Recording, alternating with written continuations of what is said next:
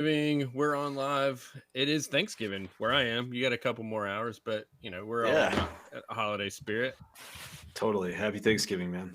Graham, I'm thankful for a lot of things, not the least of which is getting to do this and have some fun with you. But I'm also thankful for 11-0 season. Can't lie. Man, for sure. Yeah, first and foremost, definitely want to exchange gratitude with you as well because this is a blast and I enjoy doing it. And we started doing this just to have fun, and now a lot of people are tuned into the show, and we really appreciate that. And it's been a blast kind of watching this grow throughout the last few months together. This is a season that I've never seen. I was born in 1989, so I was watching today on Twitter. There was a Patrick Garvin posted the end of the '97 UGA Tech game, the Corey Allen throw from Mike Bobo with the Munson clip, and I was actually at that game as a kid, but it kind of brought me back to like the Goff, Donnan, even a lot of the some of the Rick years where it was like you would like being a kid seeing like Nebraska or Miami or or Florida or whoever it was like up at the top of the polls being undefeated and being like, man, I wonder what it would be like to be a fan of a team like that, and not really thinking that would happen. I've had those thoughts as like 2014. So no, here we are. No, it's an exciting time. I mean, and Georgia's obviously it's been the number one in the whole run of the playoff rankings. Everyone's chasing us. I mean, there's some good teams right there. It's not going to be a cakewalk, but we do have a decided advantage on Saturday versus Georgia Tech, and I think the players are going to be fired up for it. I mean, we've got players from all over the country, but there's a lot of dogs that played against these guys in high school and some of the camp. So I think they'll be fired up, and it'll be a good.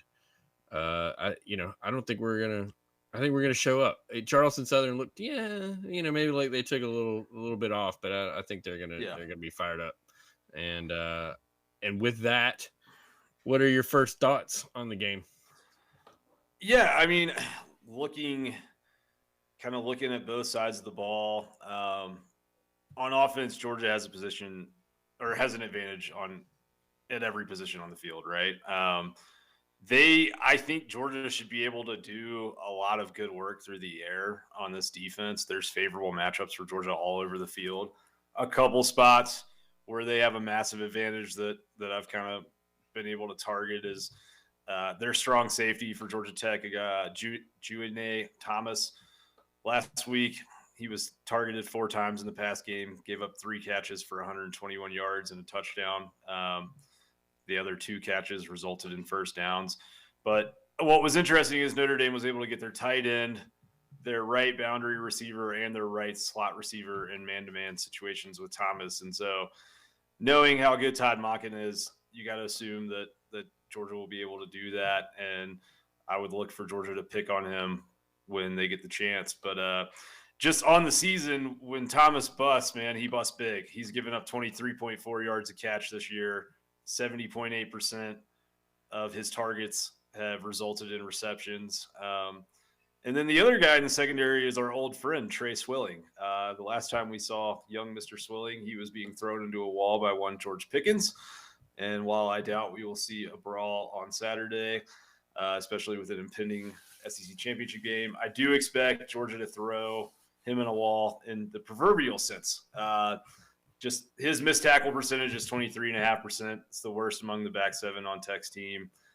He's prone to getting interference penalties. But I think Georgia can maybe attack him in the screen game a little bit just because he's not a super strong tackler. Yeah, man. I mean, they're like looking at their linebacking core. It's the same story, right? Right for the picking. They asked their inside linebackers to cover a lot. But Quez Jackson and Allende, LA, 3rd and 5th most cover snaps of any players on the team this year. Jackson's allowing a reception on 94.7% of his targets, and Ile on 89.5%. So I think if Georgia gets a tight end or a halfback matched up on a linebacker in this game, then Stetson Bennett should be looking there first because it should be a big play. Yeah, I was just I kind of I tracked my stats here, and they had a good start to the season defensively. Big game versus North Carolina, but since then it's kind of gone off the rails. The last 3 games, they've allowed 11.1 versus against Miami against the pass per attempt at 16 yards an attempt versus Boston College, and 11 versus Notre Dame. And it's like you said, I mean, Georgia is gonna be able to pass the ball at will. I mean, they have a mediocre pass, or a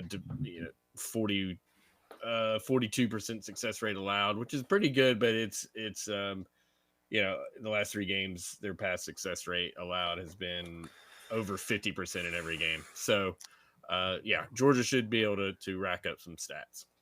Yeah, I mean, Notre Dame's passing game, like, I know that they're a 10-1 football team that's ranked number 5 in the country, but they have not been explosive in the passing game really at all this year. And they switched quarterbacks a couple times, and they've gone back to Jack Cohn, but he's a guy that's 43rd in the country in QBR.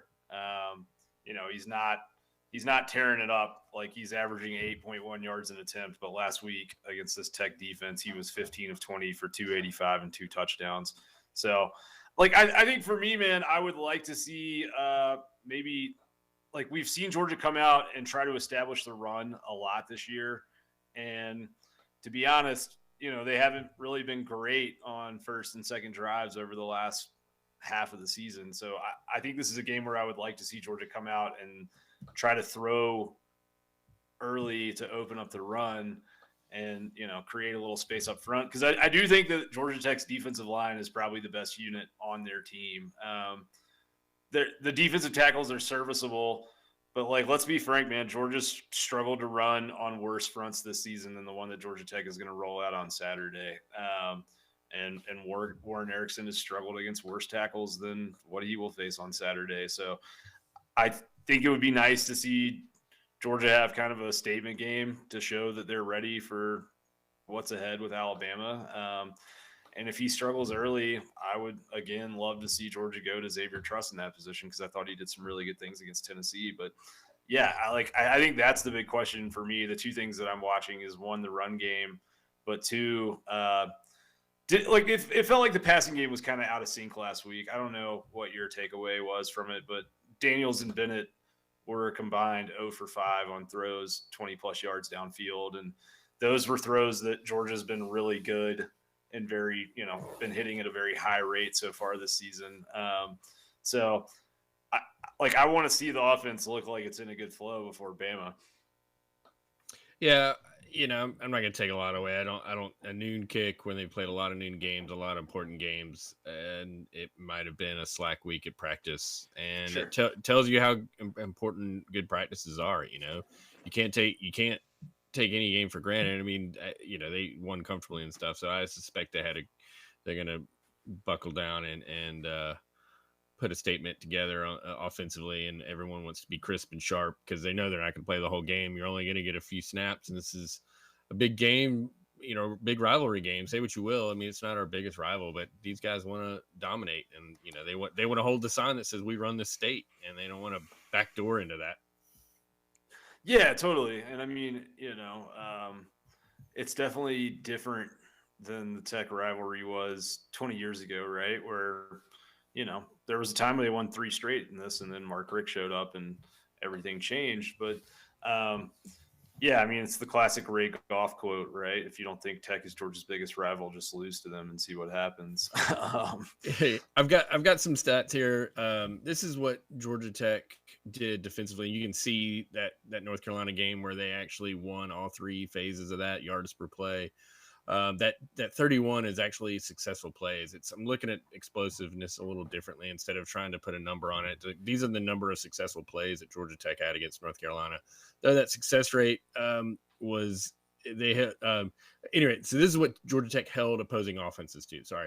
So they had a good couple games to start the year. That Clemson game, obviously they gave them all they wanted. That was that game would seem to be more important than it does now in hindsight, but.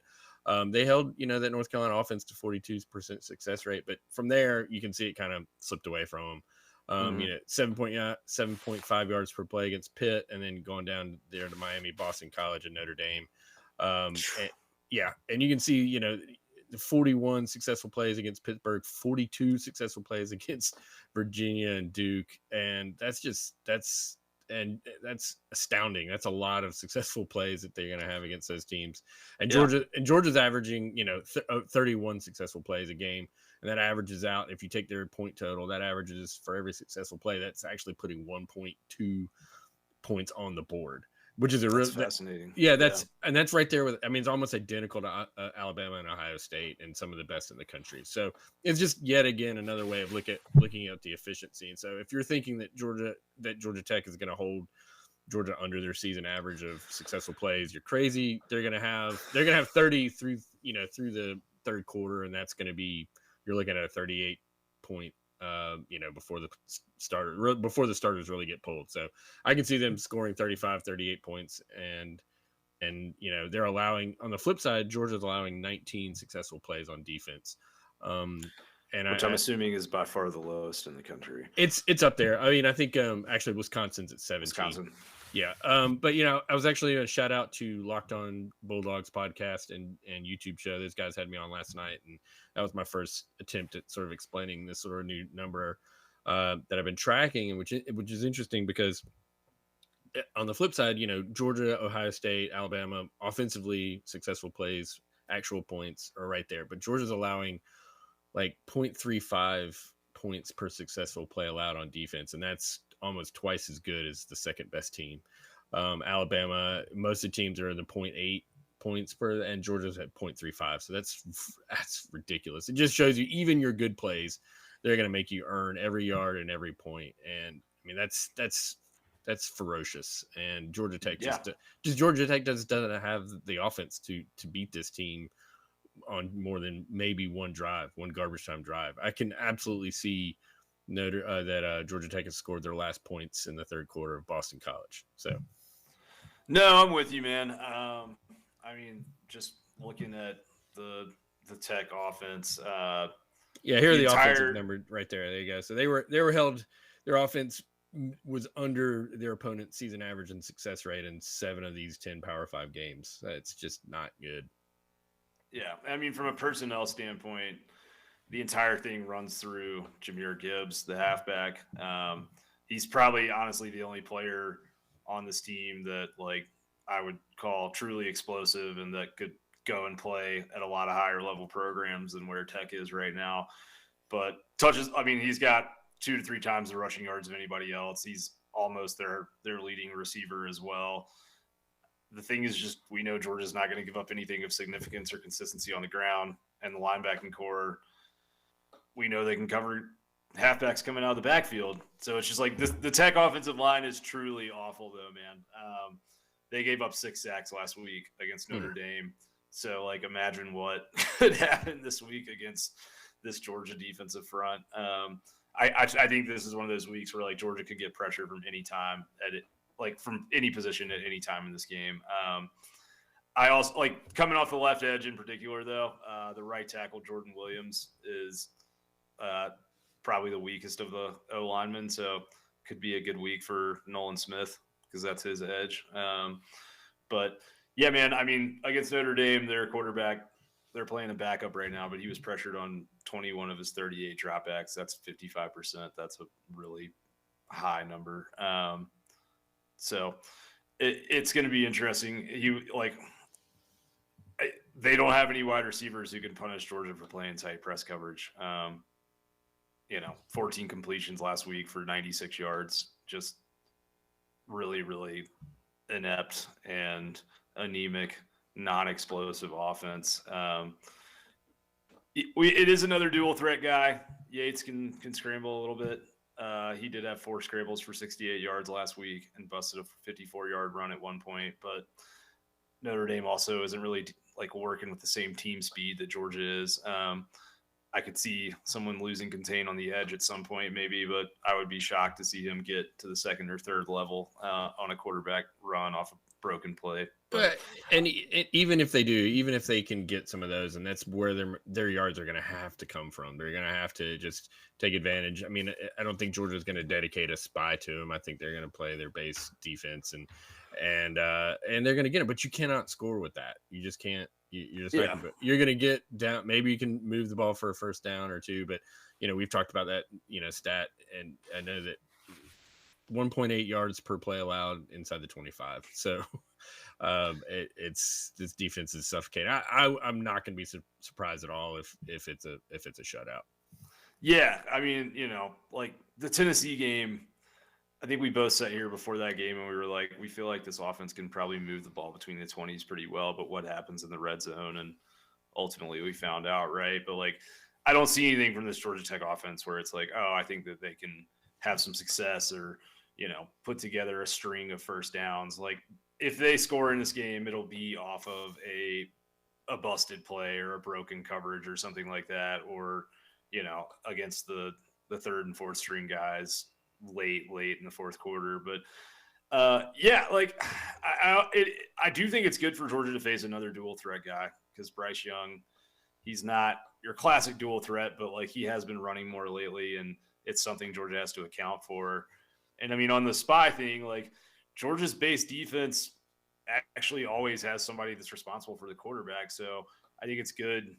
It's interesting just because I know they move that assignment around down by down. Like sometimes it may be one of the outside linebackers. Sometimes it could be an inside linebacker. Sometimes it could be a safety that's watching that spot. But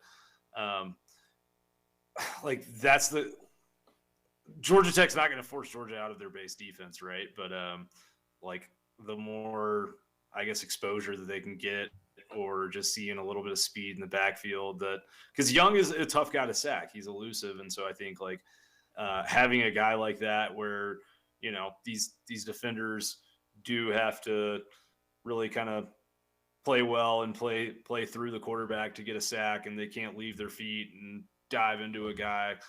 If they do, they're going to bounce off. That's probably a good prep for Bama, in my opinion.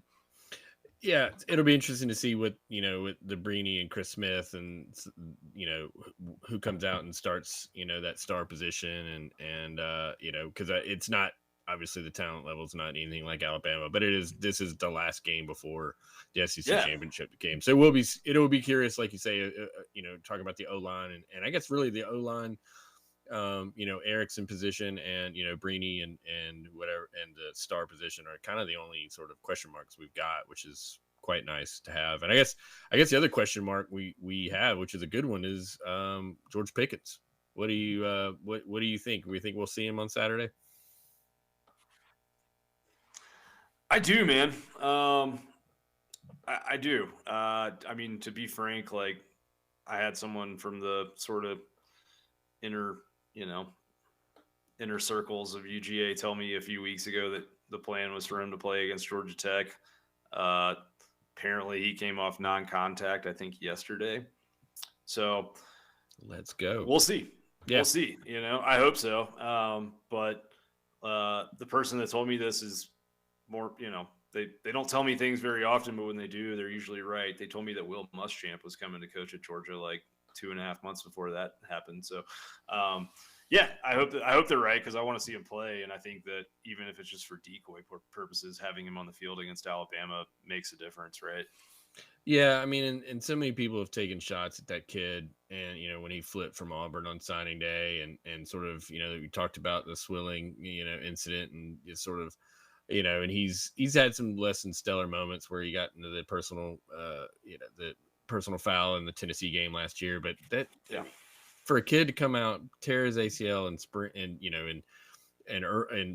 camp, and then fight through it, stay in school and commit, I think is impressive. And I'm cheering for him. I love to see him play. He's electric.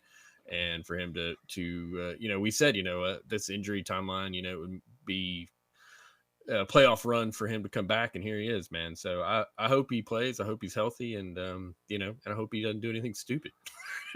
Yeah, well, yeah. I mean, he's worked his ass off to get back by all accounts, and remained engaged from an academic standpoint. Like he's done everything right. It seems like,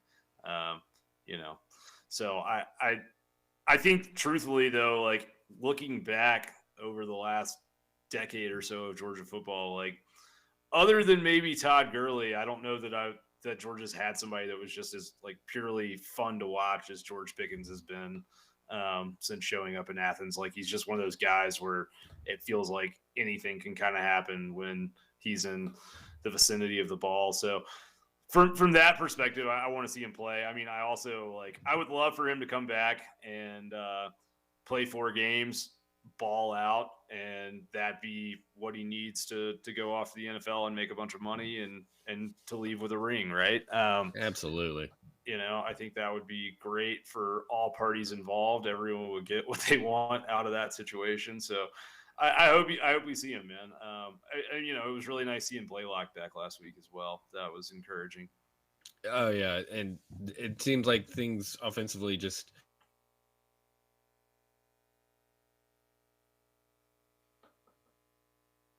and and McConkey and just these guys that just came up to play, and now we're getting some these guys that have been veterans and have snaps. It's just like it's pretty amazing. It's like you've written and believed all season. This is just a different year. It's a different brand of Bulldog football. And I mean that George Pickens coming back from injury, just fingers crossed, because that's just one more sort of feather in our cap to give us whatever we need to beat Bama and make some noise in January. Yeah, for sure. I agree. So give me your prediction for Saturday. I'm gonna say 45-0. Nice. All right. So, I mean, I know we didn't do a film breakdown, but in the spirit of what we do on the show here, I'll give my little script of how I think things are going to go, which is I think Georgia can get yards to the air with its halfbacks and tight ends pretty much whenever it wants. I would expect to see throws to Cook and McIntosh just to give Alabama something else to think about next week. And I think Brock Bowers will continue to do what he does. This is a good game for Georgia to get some work in with Darnell Washington. Like, throw the dude a bone before he has to spend his entire afternoon chipping Will Anderson next week, because that's probably what he's going to be doing next week, is trying to put a double team on him. But yeah, man, I don't know what to expect from this run game anymore, other than it'll have success on the edges. But at this point, I'm kind of surprised when it gets a really good push up the middle. But should be plenty of opportunities in the pass game. I think, like I talked about, we'll see some screens to Burton and Jackson with consistent success if they want them. But the reality is, this is a hard one to predict, just because I think Todd Monken can do whatever the hell he wants on Saturday, and Georgia's going to be fairly successul moving the ball. So keeping it simple on defense. I don't know how Tech scores, period. So I'm going 52-3. Yeah.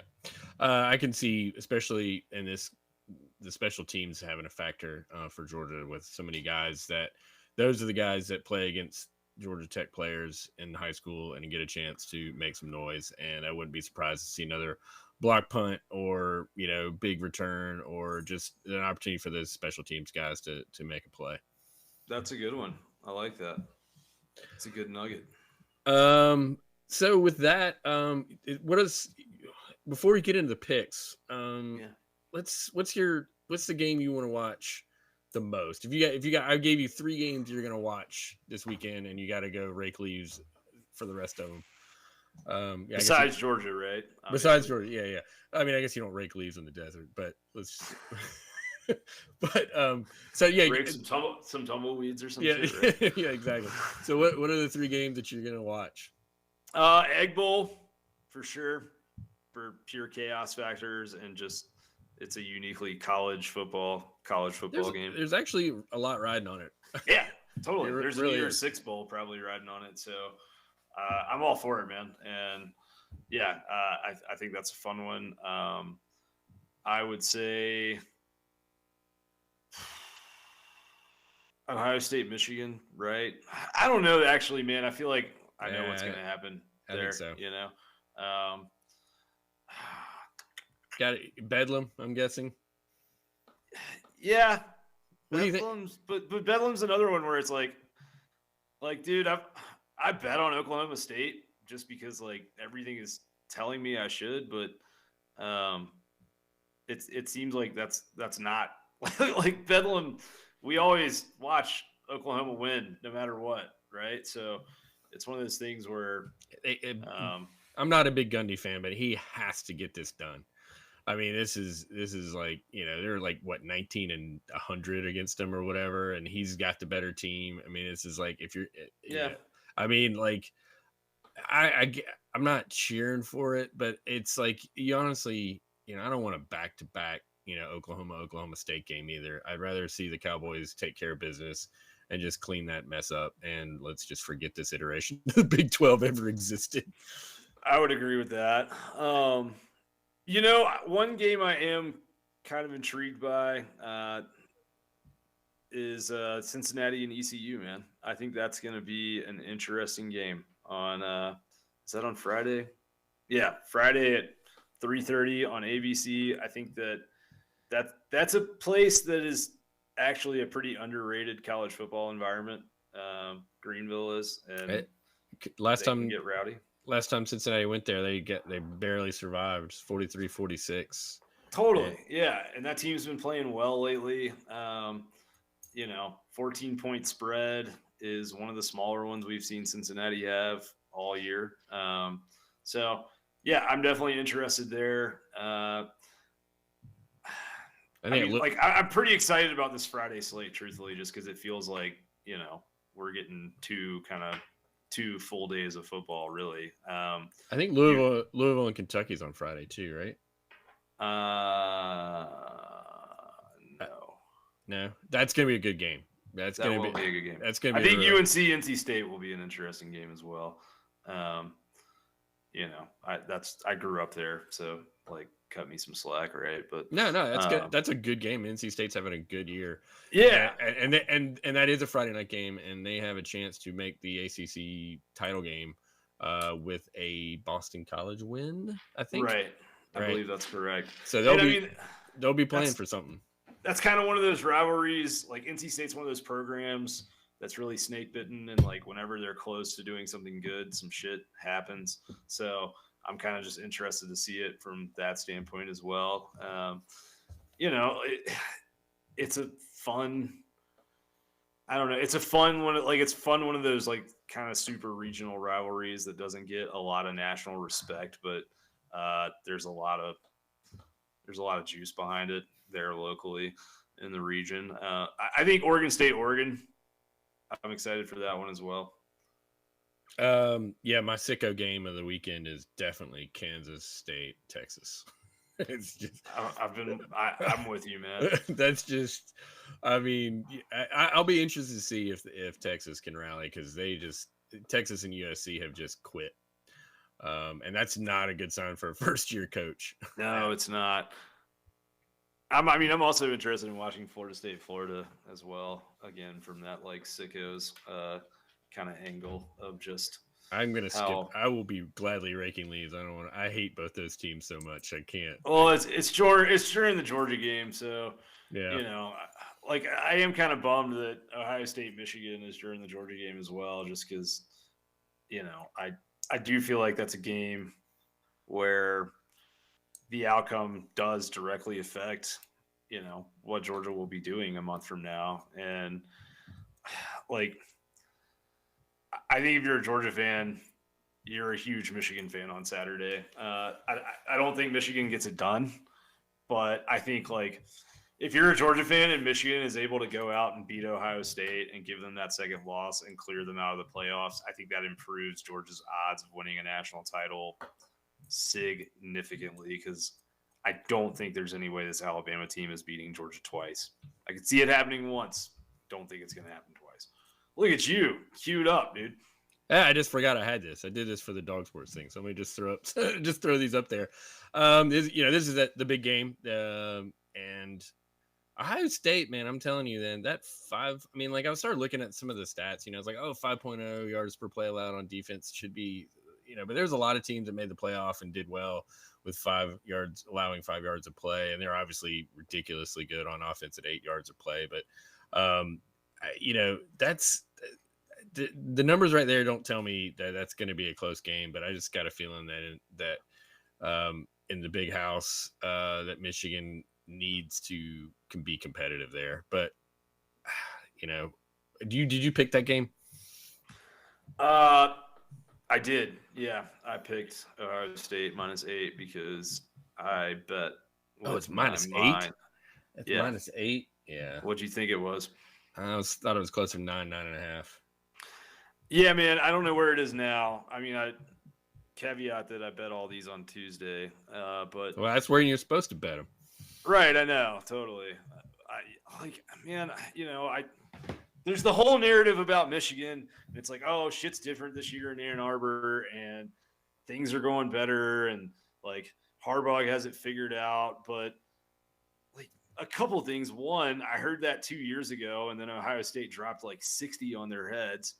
Yeah. And beat them by like 30 that year that everyone was like, Michigan's got the best defense in the country. They're going to the playoffs. And then they got beat by, they let Ohio State score 60 on them. The other thing too, and I was listening to I had already bet Ohio State by this point, but I was listening to the Cover 3 podcast today when I was running some errands. And like Bud Elliott asked the question of who's the best quarterback that Michigan has faced this year? And went down the list of the quarterbacks they've faced, man. And they have not faced they ain't even faced a Will Levis. You know what I'm saying? Yeah. I mean, probably the best guy they faced is the Michigan State kid, but it's just, are they really equipped to handle that passing attack? I don't know. I just think that if this game is close, Ohio State still could pull away in the fourth quarter and win by 14. But I feel like this game is just as likely to be an Ohio State blowout as it is to be a close game. Therefore, I took the points, or laid the points, I guess. Yeah, that's a low number. That I guess that's an 11-point gain neutral, I guess. And yeah, it's 14. Yeah, it's close to a 13.5 point game, that feels like the number. But noon kick, they'll be ready to play. I don't know. I feel the same way about Michigan as I do about Oklahoma State. They got to get it done at some point. I mean, the same thing's been said about Georgia. So, and we're getting it done. But on the flip side, I had that Oklahoma State up there. I do believe that Georgia gets this win against Alabama next week, and then Oklahoma State wins out, that it really sets up a really nice bracket for Georgia, because I do think Cincinnati it would move up to 3, and Oklahoma State's going to be the 4th seed. I think they jump Notre Dame, but anyway, but I just don't think we're that lucky. But I mean, I'm with you, but yeah, I don't think Georgia's that lucky. I think that. Whoa! Do I need to bring up some of your columns this year? Come on, this is our year. This is. I mean, I think Georgia can beat any of those teams, but I don't think that. Dude, if Georgia rolls into a playoff with Cincinnati and Michigan and Oklahoma State, no, Michigan's not getting in. I mean, I think it's gonna be. Well, if Michigan beat Ohio State, under the scenario where that was the 4. Yeah. Would you not start celebrating? No. Next week? No. Would absolutely. I would not. I mean, print the shirts, dude. If that's the playoff, print the shirts, man. It's over with. I do think that I was listening to Nate Staples, and he was talking about it. He was just sort of looking at the Georgia-Alabama SEC championship game, and he talked about it. He was looking forward to watching Georgia without sort of their backs against the wall, and just seeing what they could do with just the pressure off. But I do think that a win is as important as ever, because it knocks them out. It sets up. You want to be the number 1 seed this year above all. You do not want to be against, Ohio State in the first game when they've got a full month to scheme, and you want to play them, in a normal week. And I do believe that 4 seed with an Alabama loss is going to be quite an inferior team to whether it's Oklahoma State, Notre Dame, Cincinnati, whoever it is. I mean, we line up extremely well with all those teams. I agree. I think Georgia lines up well with everybody. So, like, if you're Georgia, just go take care of what's in front of you, and then, eventually what's in front of you will be the ultimate goal. All right. So. Well, here are our picks. Here are Graham's picks, brought to you by Odds Jam. Odds Jam, baby. Code Dog Sports Live for 30% off your first 2 months. Odds Jam does have live odds on there now, which is an extremely, extremely valuable tool. If you are betting any amount of money over the weekend on college football, you should be checking out Odds Jam.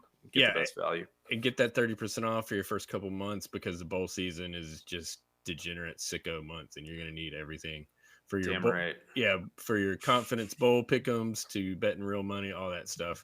I saw an interesting stat that the line moves when lines moved in college football 3 or more points, that if you got in early, you won 60% of those. Your closing line value was, I believe that. Yeah. So, pay attention to these early week lines. Use Odds Jam to make sure you're getting the best lines, and track your bets and watch these line movements and stuff, because it absolutely matters. You're going to lose 10% of your bets just in those 3-point line moves. That's very true. All right. So, Josh, last week we got back on the winning train, 8-1. Hashtag feeling good. You know what I mean? Brought us to 81, 54, and 1 against the spread this year. That is just under 60% winners. We could move to Vegas and do this professionally if we could count on doing that every year, which we're not quite ready for that yet. But we are ready for fucking 12. Excuse my language. I'm sorry. For 12 picks over the weekend. Actually 13. But I already bet Western Michigan on Tuesday night. Sorry. That was a winner, though. So I like the Bulldogs in the Egg Bowl, man. Am I crazy? No, I think Ole Miss is running out of gas, and Mississippi State's playing really well defensively. They're arguably one of the better defensive metrics in the SEC behind Georgia and A&M, and I think a good defense can control that. I think it's gonna be an exciting game, but I would definitely be on the Bulldogs there. Love it. Apple Cup, another really good rivalry, actually. I think Washington State finally beats Washington. I think Washington's quit. I faded them last week when they were on the road against – who'd they play? Cal? I think it was Cal. Anyways, either way, I won money betting against them last week. I'm going back to the well. I think that this Washington State team kind of rallied after the firing of Nick Rolovich. Washington has sort of quit, and especially now that Jimmy Lake's gone, they've really quit. So I like the Cougs to Coug it up. UNC, NC State. I'm taking the Wolfpack -6. It was Arizona last week. Okay, there we go. Yeah. Sorry. Devin Leary has been quietly one of the better quarterbacks in the country over the last couple months. And the most bizarre result of the season, really looking back, one of the more bizarre is them getting just waxed at Mississippi State, because they've played really well and have beat some good teams. Utah State is coming down here to the Four Corners, Josh. Utah State, New Mexico, a little four-corner rivalry action. For those of you that don't know, I live in Southwest Colorado, which is close to the Four Corners.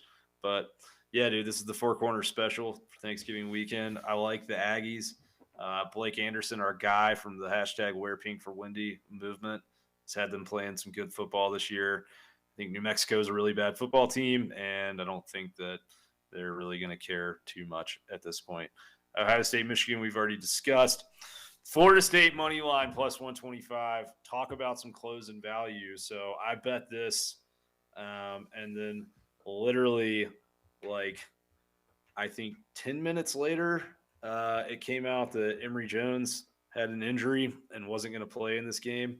So let's see where this line is at now, because I think it has moved actually to Florida State being favored, if I'm not mistaken. I don't know. I got it. I thought I downloaded this recently. I got it Florida minus 2.5, but maybe. Did you? Yeah, I'm not. All right. So never mind. It hasn't moved. But anyways, Florida State was a 3-point dog when I bet this. With all due respects to PFF's preseason college first round overall pick, Emory Jones, he's number 6 overall pick in the upcoming NFL draft. He's not going to move a line 3 points with all this. Actually, very good point. But I don't even. I mean, is Anthony Richardson healthy? Can he throw? Who knows? I think they should go full Southern Miss and just do the Wildcat. They should, man. Dameon Pierce is actually criminally underused. He's a good back, and Mullen neglected him. But what do you expect? That's probably why he doesn't have a job now. Georgia minus 35 at Georgia Tech. Am I crazy for thinking this is like one of the more no-brainer bets of the year? I don't see a backdoor cover. That's the only thing you worry about. I don't see that. I don't see a backdoor cover.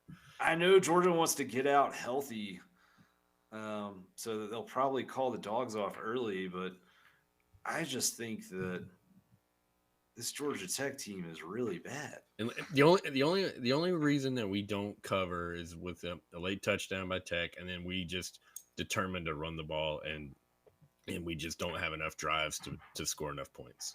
Which totally happened. It's just like, I think that defensive touchdowns are in play on Saturday against this terrible offense. I think that Tech is going to have a significant number of 3-and-outs. Like, I think that even if Kirby only plays his starters for a half, that the offense could see 10, 12 possessions if things go really sideways in a hurry.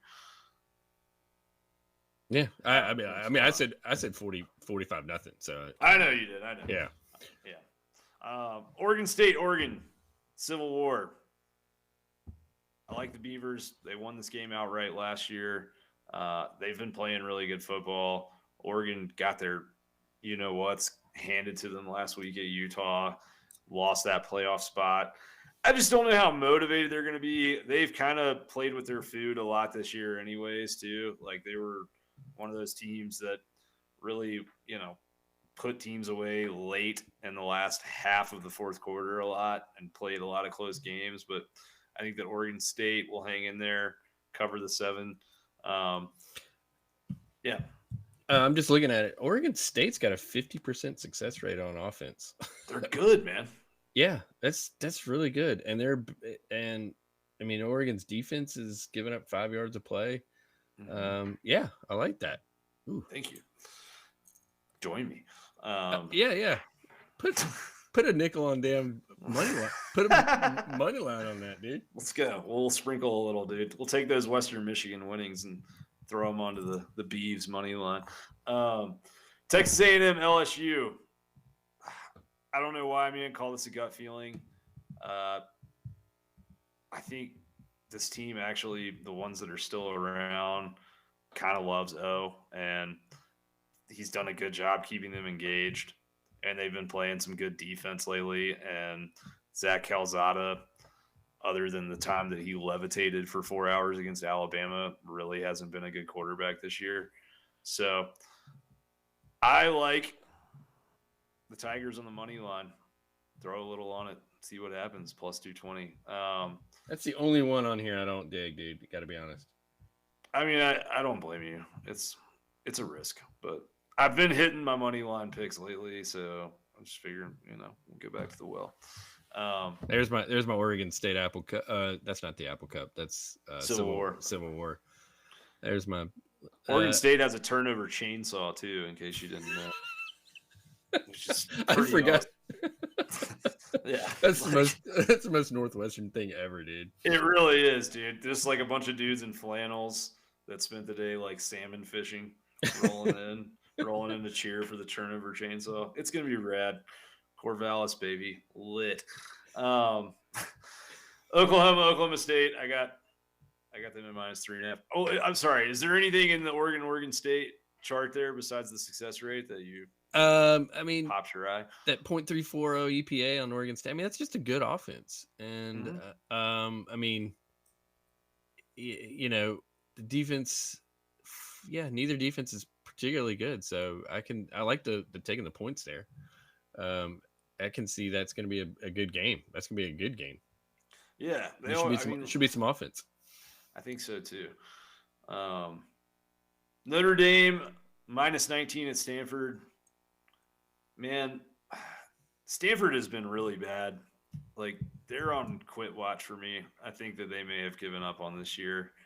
And dude, Notre Dame needs style points.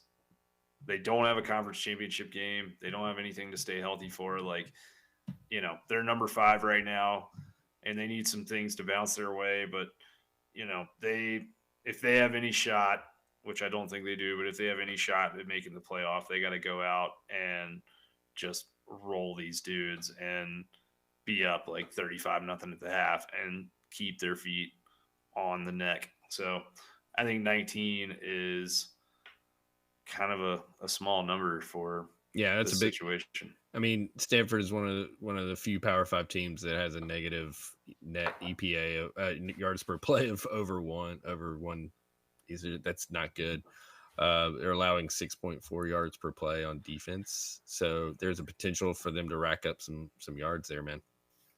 Yikes! And then Cal, who just beat Stanford 41-11 the last week, they're playing at UCLA, and they're 6.5-point dogs. But this Cal team has been pretty good, honestly, when they're healthy. And I think that this line is a bit of an overreaction to UCLA hanging 60 on USC. But USC hasn't been like, this is a bad USC team. Their coach got fired in week 2. Like, their best receiver went down a while ago, who was by far the best player on the team. So, yeah, Drake London. Like, I don't know. Cal's been hot at the right time. They honestly should have beat Oregon. I think that offense has been better than probably most people give it credit for. But Justin Wilcox is a really good defensive coach, and I think he will have enough answers for UCLA to hang in there and keep it close. Yeah, this is looking at our favorite stat, the net yards per play. Cal's actually got a higher net yards per play than UCLA. Let's go. Come on, bro. Yeah, there you go. Yeah, and UCLA allowing 5.6 yards per play on defense and a 45% success rate. That's Cal's not a great offense, but they should be able to move the ball in there. So yeah, again, taking the points there is another. And it's not like the Rose Bowl is going to be fired up. It's not you can go in there and get a win. Right. Totally. This Cal team started the year kind of slow, but they've been hot lately, man. They beat Colorado, which was no surprise, but they beat that Oregon State team 39-25, and then they got hit with a bunch of COVID and lost to Arizona. But I think that they're good, man. I think they'll be ready to roll. I also think it might be the last time we see Justin Wilcox on the sidelines there, but who knows? All right, man. Well, you're winning money with betting with Graham. Big time money. Let's do it. Yeah, totally. You guys feel free to kick back some winnings or something if that works, but don't send me a bill for your losses because if you bet on these, that's your own decision, not mine. Recreational purposes only. Recreational. I am in a legal gambling state, so. All right, Graham.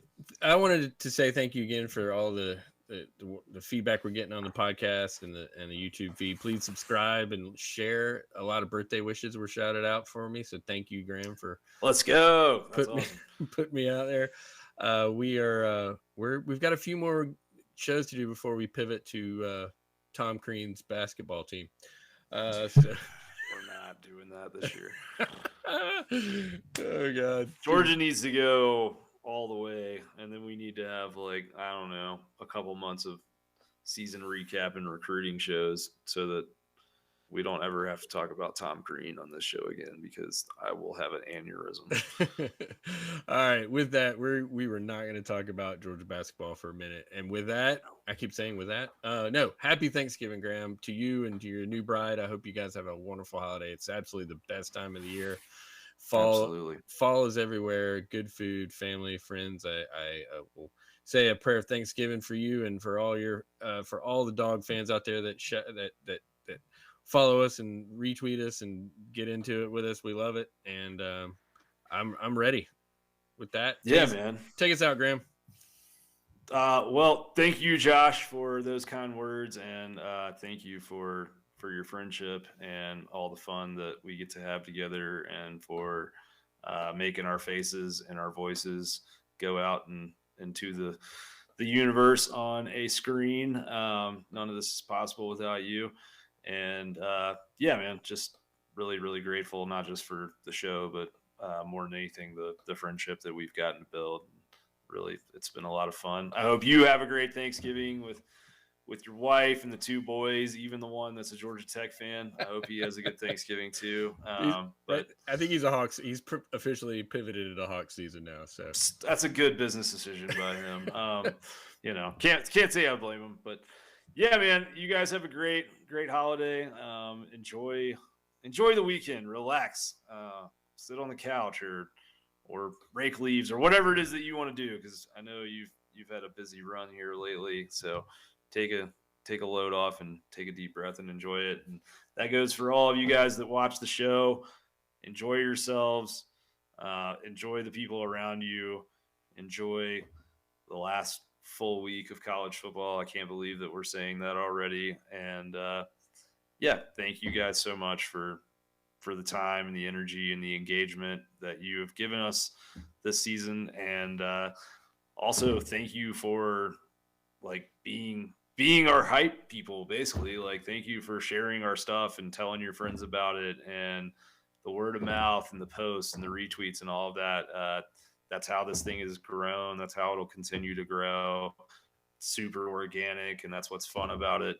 We've never paid for, a boosted post or anything like that. You guys find our stuff and you hype it up, and that's awesome. And we love you for it. And you guys have a great Thanksgiving. We will see you next week with a ton of exciting Bama preview content. And yeah, we still have about 6 weeks of football season left, I think, if things go according to plan. So we're nowhere close to done yet, but appreciate you guys, and enjoy your holidays. All right. Go Dogs.